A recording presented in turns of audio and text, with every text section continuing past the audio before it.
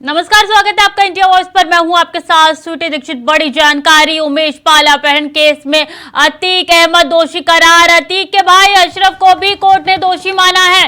प्रयागराज की कोर्ट ने दोषी करार दिया है। बता दें, मामले में सभी 10 आरोपी दोषी करार हुए हैं। बड़ी जानकारी आपके साथ साझा कर रहे हैं। ये बड़ा फैसला कोर्ट की तरफ से आया है। बता दें कि सभी आरोपी जो है दोषी करार हो गए। उमेश पाल अपहरण केस में अतीक अहमद और उसके भाई दोषी करार तो हुए हैं, उसके साथ जितने आरोपी इसमें थे सब के सब दोषी करार हो गया। बड़ा फैसला कोर्ट ने सुनाया है।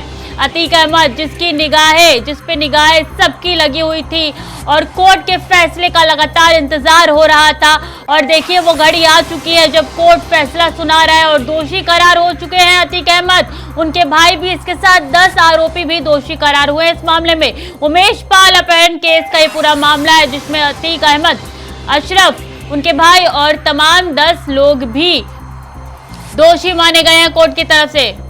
शोएब रिजवी जारी जानकारी के साथ जुड़ गए हैं। शोएब, देखिए कोर्ट ने एक बड़ा फैसला सुनाया है। दोषी करार हो चुके हैं 10 आरोपी, उसके साथ अतीक अहमद और उनका भाई भी। बिल्कुल, निश्चित तौर पर बड़ा झटका कह सकते हैं। हालांकि अब से थोड़ी देर बाद सजा का ऐलान होगा, लेकिन जिस तरह से इस पूरे मामले में वो आरोपी बने थे, अब कोर्ट की तरफ से उन्हें दोषी करार भी दे दिया गया है। अतीक, अशरफ सहित 10 लोग हैं जो इस मामले में दोषी करार दिए गए हैं। फिलहाल इसमें से एक लोग की मौत भी हो चुकी है, तो जो बचे हुए लोग हैं उन्हें दोषी करार दिया गया है, जिसमें से 3 लोगों को सजा भी ऐलान की जा चुकी है। लेकिन फिलहाल कितनी सजा होगी, क्या सजा होगी, इसका थोड़ा जरूर इंतजार करना पड़ेगा।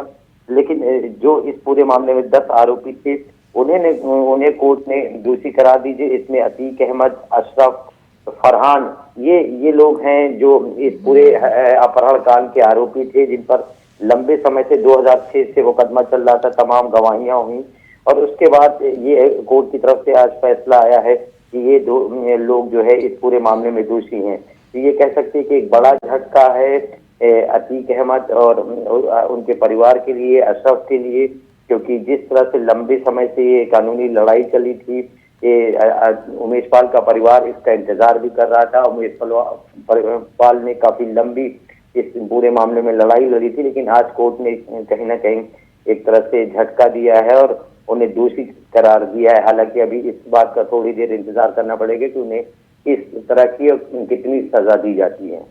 जी बिल्कुल, तो क्या है, आज ही कोर्ट फैसला सुना देगा या वक्त देगा, तारीख देगा अगली कोर्ट? क्या जानकारी है इसको लेकर?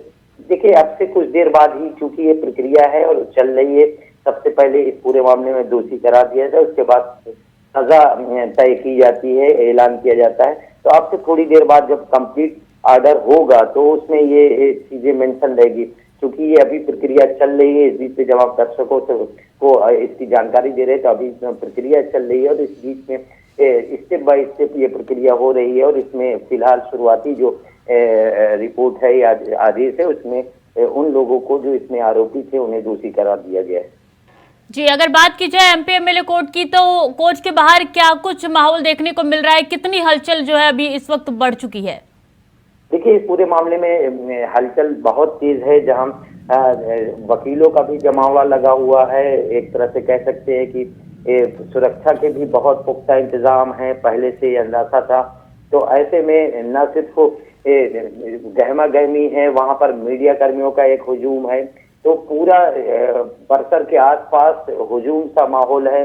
तो वहां पर मीडिया कर्मियों के साथ ही पुलिस कर्मी भी बड़ी संख्या में, चूंकि इसमें 10 लोग जो जुड़े हुए थे, हम दर्शकों के लिए नाम भी बता दें। अतीक अहमद जो है वो आरोपी थे, अशरफ, दिनेश पासी, जावेद, इसरार, फरहान खान, सौलत हनीफ, आबिद प्रधान, आशिक उर्फ मल्ली और एजाज अख्तर, ये 10 लोग हैं जिस पूरे मामले में अपहरण कांड में आरोपी थे, जिन्हें फिलहाल दोषी करार दिया गया है। इसमें एक की मौत भी हो चुकी है। तो कह सकते हैं कि ये जो 10 लोग थे, अब इनके लिए थोड़ी देर बाद सजा का ऐलान होगा। तो एक बड़ा झटका। और अगर आसपास एमपी एमएलए कोर्ट की बात करें तो सुरक्षा के इंतजाम के साथ ही साथ वकीलों का भी हुजूम बड़ी संख्या पे वहां पर मौजूद है। तमाम तरह की आशंकाओं के बीच पुलिस के लिए भी एक मुश्किल समय है, क्योंकि उनके लिए चुनौती न सिर्फ इस सजा के बाद अतीक को वहां से वापस निकालना, उन्हें वापस अपने जो सेंट्रल जेल है वहां तक पहुंचाना, उसके बीच में वकीलों का भी हुजूम है। इस तरह की तमाम चीजें हैं जो एक चुनौतीपूर्ण माहौल है। लेकिन फिलहाल अभी भी थोड़ा संशय इस बात का है कि इन लोगों को कितनी कितनी सजा होती है। जी बिल्कुल। क्या शोएब आपकी वहां से कोई लोकल लोगों से बातचीत हुई? क्योंकि देखिए एक वो डॉन, एक वो माफिया जो जिसका उस समय जो है कितना रसूख रहता था, जिसका कितनी ज्यादा गुंडागर्दी वो करता था, और देखिए आज वो दोषी करार हो चुका है। तो आपकी किसी से बात हुई है? उनका क्या कहना है इस दोषी बनने पे? देखिए बिल्कुल निश्चित तौर पर जो लोग इस पूरे मामले में कहीं ना कहीं उनसे पीड़ित है, उनके लिए इस पर खुशी का पल है। वो लोग जो इससे सीधे जुड़े हुए हैं, चाहे उमेश पाल का परिवार हो। हालांकि उमेश पाल के परिवार के लिए एक बड़ा सदमा इस बात का भी है कि अभी कुछ दिन पहले ही उमेश पाल की हत्या हो गई। एक लंबी लड़ाई उमेश पाल ने लड़ी थी और अपने अंतिम दिन जिस दिन उनकी हत्या हुई थी उस दिन भी इसी केस के सिलसिले में वो कचहरी गए थे और वहां से जब वापस अपने घर पर पहुंचे थे तो उनको बाकायदा गोलियों से छलनी कर दिया गया था। तो ये जरूर है कि उनके परिवार के लिए देर से जरूर ये निर्णय आया। हालांकि अभी एक और बड़ी जंग उमेश पाल परिवार को लड़नी है, क्योंकि जो इस तरह से उमेश पाल की हत्या हुई उसमें जो लोग आरोपी हैं वो इन्हीं में से कुछ लोग हैं। जैसे अतीक अशरफ इस पूरे मामले में आरोपी हैं, उस पर बाकायदा FIR दर्ज है। तो अब इस मामले में भी क्या उनको उम्मीद जगी है कि उनको न्याय मिलेगा, क्योंकि वो लगातार इस बारे में कह रहे हैं कि इनके साथ कड़ी से कड़ी सजा होनी चाहिए और इनके खिलाफ इनकाउंटर जैसी कार्रवाई करनी चाहिए। जी बिल्कुल, उम्मीद जगी है दोषी करार होने के बाद कि उमेश पाल अपहरण मामले में न्याय मिलेगा। हालांकि उमेश पाल अब हमारे बीच में नहीं रहे, एक बड़ी लड़ाई उन्होंने लड़ी है। बहुत बहुत शुक्रिया शोएब तमाम जानकारियों के लिए। आगे बढ़ेंगे खबरों में बड़ी जानकारी, जामिया हिंसा केस से जुड़ी बड़ी जानकारी। 11 आरोपियों को दिल्ली हाईकोर्ट से झटका लगा है। शर्जील सफूरा समेत 11 आरोपियों को कोर्ट से बड़ा झटका लगा है। दिल्ली हाईकोर्ट में ट्रायल कोर्ट का फैसला पलटा, आरोपियों को आरोप मुक्त करने के आदेश को पलटा गया। बड़ी जानकारी आपके साथ साझा करें। 11 आरोपियों को दिल्ली हाईकोर्ट से बड़ा झटका लगा है। आरोपियों को आरोप मुक्त करने के आदेश को झटका लगा है। शर्जील सफूरा समेत 11 आरोपियों को झटका लगा है। दिल्ली हाईकोर्ट ने ट्रायल कोर्ट का फैसला पलट दिया है और आरोप मुक्त करने के आदेश को पलटा है। बड़ी जानकारी आपके साथ साझा कर रहे हैं दिल्ली से। बता दें आरोपियों को आरोप मुक्त करने का फैसला पलट दिया गया है। जामिया हिंसा केस से जुड़ी बड़ी खबर, बड़ा अपडेट आपके साथ साझा कर रहे हैं। राहुल गांधी की ओर से देश के ओबीसी समाज के अपमान पर बीजेपी विरोध कर रही है। बता दें कि विरोध में गांधी प्रतिमा से विजय चौक तक बीजेपी के सांसदों ने मोर्चा शुरू किया है, जिसमें उनका कहना है कि कांग्रेस और राहुल गांधी के चरित्र में देश के पिछड़ों का अपमान करना है। राहुल गांधी को माफी मांगनी होगी। पिछड़ों के सम्मान में भाजपा मैदान में, पिछड़ों के सम्मान में भाजपा मैदान में, पिछड़ों के सम्मान में भाजपा मैदान में। माफी मांगो, माफी मांगो, राहुल गांधी माफी मांगो, माफी मांगो, माफी मांगो, राहुल गांधी माफी मांगो, माफी मांगो, माफी मांगो, राहुल गांधी माफी मांगो। पिछड़ों के सम्मान में भाजपा मैदान में, पिछड़ों का ये अपमान में, पिछड़ों के सम्मान में भाजपा मैदान में, पिछड़ों का ये अपमान नहीं सहेगा हिंदुस्तान, पिछड़ी जातियों का अपमान नहीं सहेगा हिंदुस्तान। और प्रयागराज MP MLA कोर्ट में एक वरुण नाम का शख्स जूतों की माला लेकर पहुंचा। उसने कहा कि अगर मैं अतीक अहमद को जूतों की माला पहनाऊंगा तो पाल समुदाय और पूरा वकील समुदाय खुश होगा। वरुण का आरोप है कि अतीक ने वकील समुदाय के एक सदस्य को मार डाला। सुने और क्या कुछ कहा वरुण ने। अगर अतीक अहमद को मैं जूते की माला पहनाता हूँ तो पाल समाज या पूरा अधिवक्ता समाज को ये खुशी होगी कि अगर अधिवक्ता समाज को मारा है तो उनको बड़ी खुशी होगी कि जूते की माला पहनकर जो अपनी फांसी जो सजा सुनने को आया है। जूता किसका है ये जूता उमेश पाल, राजू पाल के परिवार का जूता है। रायबरेली में तेज रफ्तार का कहर बढ़ता जा रहा है। बता दें कि तेज रफ्तार ट्रक ने बाइक को कुचल दिया। बाइक पर 3 लोग सवार थे, जिनकी मौके पर ही दर्दनाक मौत हो गई। तो वहीं साइकिल से जा रहे एक युवक भी हादसे की चपेट में आ गया, जिसकी हालत नाजुक बताई जा रही है। युवक को जिला अस्पताल से लखनऊ रेफर कर दिया गया है। हादसे के बाद ट्रक चालक ट्रक लेकर फरार हो गया है।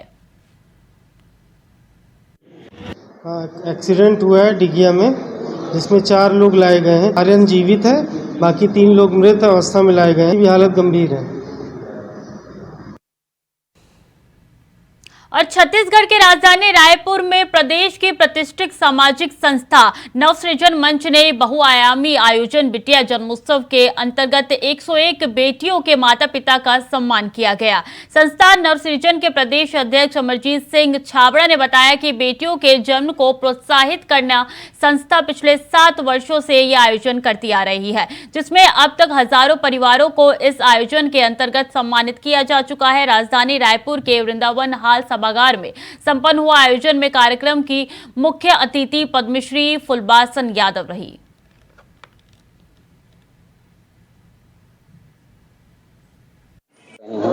लगभग 101 परिवारों का हमने रजिस्ट्रेशन किया था, लेकिन जब हमारा कार्यक्रम आरंभ हुआ तो अभी बहुत सारे परिवार सम्मानित होकर चले गए, लेकिन ऐसे लगभग 100 से ज्यादा परिवारों को हमने इस कार्यक्रम से जोड़ा है। आप देखेंगे कि हम इस पूरे आयोजन में बेबी किट देते हैं, जो बच्ची के लालन पालन की उसमें चीजें होती है, फ्रॉक होता है, एक खिलौना होता है, बहुत सारी चीजें होती है। वो बेबी किट और माता पिता को एक सम्मान पत्र देते हैं। तो 100 से ज्यादा परिवारों को हमने इसमें जोड़ा और उनका सम्मान किया। संस्था द्वारा लगातार कार्य किया जाता है। स्व सहायता समूह जो महिलाओं के छोटे छोटे बने हुए ऐसे स्व सहायता समूह को ऋण दिलाना, बैंकों के माध्यम से कहीं कोई परेशानी होती तो उन परेशानियों को दूर करते हुए, विसंगतियों को दूर करते हुए सरलीकरण करना, ऐसे कार्यक्रमों को भी आगामी समय में करना। 101 बेटी के साथ बेटी बन की पूजा करेंगे और ये बेटी ने बताया कि राम कृष्ण जैसे बेटा पैदा करने वाले माँ के दर्जा का होते। ये हमारे राज्य के हर एक व्यक्ति का ये हमारे सृजन मंच के द्वारा सीखना चाहिए कि जो 0 से लेकर साल भर के बेटी के साथ और जितना भी मंच में बैठे हुए 9 बेटी मना 9 रूप धारण के रूप में बेटी मना यहाँ सम्मान करेंगे। लेकर मैं तहे दिल से शुभकामना देता हूँ। और मैं तो यही कहूँ कि ऐसे ही संगठन से सीखना चाहिए जहाँ बेटी के साथ जो बलात्कार होते, बेटी के साथ अत्याचार होते, बेटी के साथ मारपीट होते, शराब पी के मारपीट करते, तो ऐसे संगठन के साथ में जुड़ के कहीं ना कहीं ये हमारे एक बहुत बड़े एक महिला मन बढ़ते खुशी के माहौल ये है कि हम लोग इसे भाई मिले हैं जो कृष्ण करेंगे, जैसे हम लोग मान सम्मान बेटी मला देते हैं। कार्यक्रम बेटियां जन्मोत्सव रखा गया था, बहुत ही अच्छी पहल है जो बेटियों के लिए बेटी पढ़ाओ बेटी बचाओ अभियान को भी आगे बढ़ाती है और साथ ही बेटियां हमारे लिए गर्व है हमारा, तो उनके लिए ये उत्सव तो बनता ही है। और मैं खुद एक बेटी हूँ इसलिए मुझे और ज़्यादा प्रसन्नता हो रही है। सिर्फ छत्तीसगढ़ के लिए ही नहीं, पूरे भारत के लिए और पूरे विश्व के लिए बहुत ही गौरव की बात है कि हम बेटियों का जन्मोत्सव मना रहे हैं, क्योंकि आज भी कहीं ना कहीं हम जितनों में बेटी बोल दे कि बेटों के बराबर है, फिर भी कहीं ना कहीं एक बेटी को महसूस हो जाता है कि उसके साथ कहीं ऐसी कमियां तो नहीं रह जा रही है। तो इससे एक प्रोत्साहन मिलेगा सभी बेटियों को कि वो भी आगे बढ़े और अपने लिए कुछ करके दिखाएं। वक्त हो चला छोटे से ब्रेक का, जल्द लौटेंगे। ब्रेक के बाद एक बार फिर से स्वागत है आपका। खबरों में आगे बढ़ेंगे। बिजनौर में 2 अलग अलग जगहों पर गुलदार ने हमला किया। अफजलगढ़ में एक बच्चा पिता के साथ जंगल से लौट रहा था और तभी गुलदार ने उस पर हमला कर दिया। इसके अलावा सोहारा से साइकिल सवार एक बच्चे पर भी हमला किया गया। गुलदार के पंजों से दोनों बच्चे घायल हो गए हैं।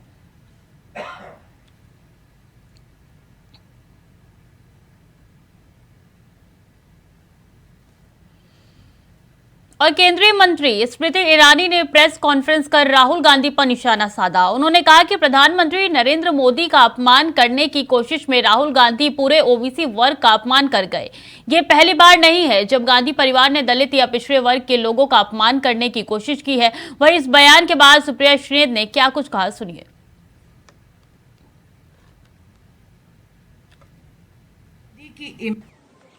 केंद्रीय मंत्री स्मृति ईरानी जी ने एक निहायत ही निम्न स्तरीय ओछा वक्तव्य दिया। मैं उनका जवाब देने नहीं आई हूं, लेकिन कुछ सच बयां करने आई हूं।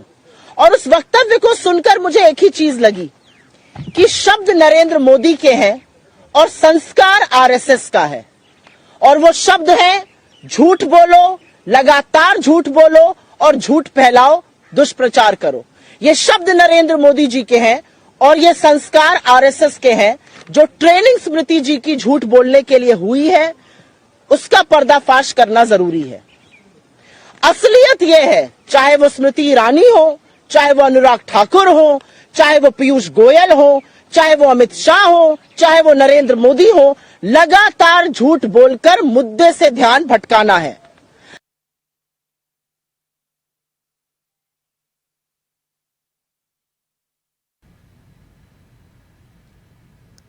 तो राहुल गांधी ने ओबीसी का अपमान किया है, ये स्मृति ईरानी की तरफ से प्रेस कॉन्फ्रेंस करके कहा गया। इसी पे आपने सुना कि सुप्रिया श्रीनेत ने क्या कुछ कहा है। और देखिए, और इसी को लेकर जो है कांग्रेस और बीजेपी आमने सामने होती हुई नजर आ रही है। लगातार एक के बाद एक प्रेस कॉन्फ्रेंस कभी बीजेपी कर रही है तो कभी कांग्रेस कर रही है और एक दूसरे पर आरोप प्रत्यारोप लगा रहे हैं।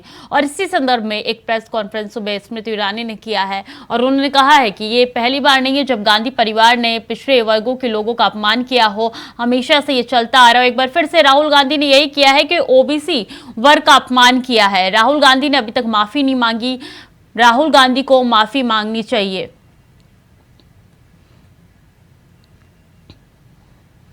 सीधे चलेंगे जहां पे कांग्रेस प्रेस कॉन्फ्रेंस कर रही है। वो हाई कोर्ट में जाता है और स्टे ले आता है। वो कहता है कि अभी स्टे कर दीजिए, इसके ऊपर कार्रवाई नहीं होनी चाहिए। हाई कोर्ट स्टे दे देती है। ये स्टे लिया जाता है 7 मार्च 2022 को, एक साल पहले। अभी चल रहा है आपका मार्च 2023, तो 7 मार्च 2022 को स्टे लिया जाता है। राहुल जी 7 फरवरी 2023 को, 7 फरवरी पिछले महीने, एक प्रश्न उठाते हैं लोकसभा के अंदर और पूछते हैं कि अडानी जी का और मोदी जी के क्या संबंध है। जैसे ही मोडानी के संबंध की चर्चा करते हैं 7 फरवरी को, एक हफ्ते के बाद में वो आदमी हाई कोर्ट फिर चले जाता है और कहता है कि मेरा जो स्टे दिया हुआ है उसको आप वापस कर दीजिए। अब मैं स्टे मत दीजिए, उसके ऊपर उसको वापस कर दीजिए। वो स्टे उसको वापस कराता है और कोर्ट के अंदर जाता है और बिजली की गति से यहां पर सालों साल नहीं बल्कि 10-20 साल कोर्ट में केसेस लगे रहते हैं, कोई फैसला नहीं होता। ये 16 फरवरी को स्टे वेकेट होता है और उसके बाद में जाकर के 1 महीने के अंदर अंदर फैसला आ जाता है। और फैसले के अंदर भी मैक्सिमम जो सेंटेंस है वो उसको दिया जाता है।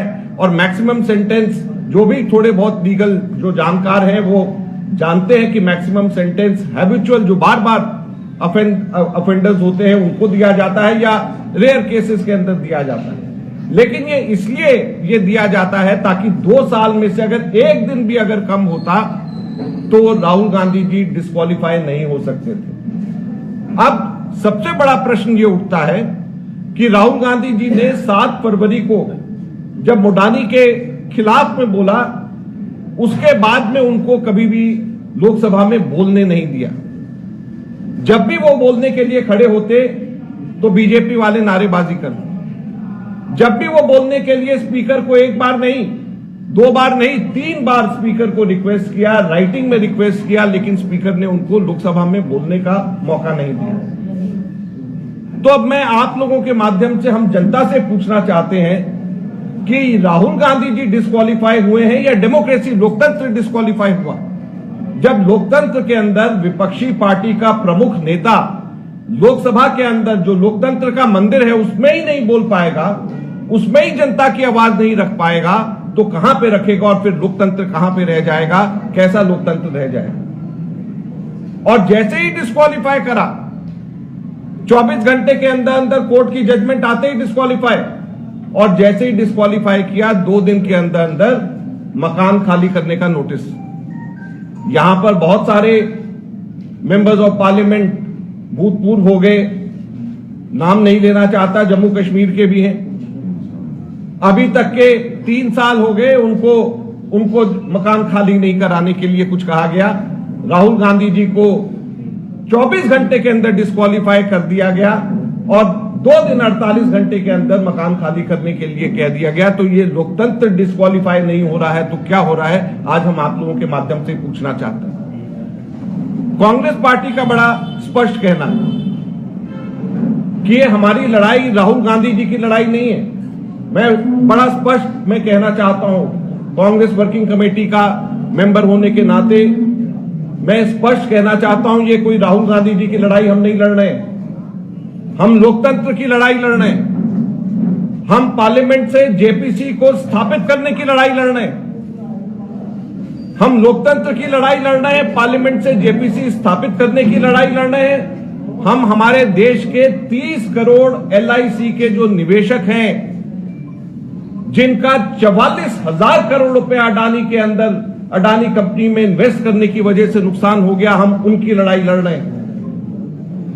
हम उन निवेशकों की लड़ाई लड़ रहे हैं जिनके 10.5 लाख करोड़ रुपया स्टॉक एक्सचेंज के अंदर, जिन्होंने अडानी के स्टॉक में जिन्होंने लगाया था, और 2 हफ्ते के अंदर अंदर 10.5 लाख करोड़ रुपए का नुकसान जिनको हुआ, हम उन छोटे निवेशकों की लड़ाई लड़ रहे हैं। हम उन डिपॉजिटर्स की लड़ाई लड़ रहे हैं जो सरकारी कर्मचारियों का EPFO के अंदर, एम्प्लॉयज प्रोविडेंट फंड ऑर्गेनाइजेशन के अंदर पैसा जमा है, और EPFO ने निफ्टी 50 में अडानी को डालने की वजह से उसके अंदर एंटरप्राइजेस उसके अंदर इन्वेस्ट किया हुआ है। हम EPFO वालों की लड़ाई लड़ रहे हैं, प्रोविडेंट फंड के, जहां पे पेंशन फंड के पैसे जमा होते हैं, उनकी हम लड़ाई लड़ रहे हैं। तो बड़ी स्पष्ट बात है कि हम लड़ाई राहुल गांधी जी की नहीं, हम लोकतंत्र की लड़ाई लड़ रहे हैं, हम JPC स्थापित करने की लड़ाई लड़ रहे हैं, हम भ्रष्टाचार दूर करने की लड़ाई लड़ रहे हैं, हम अडानी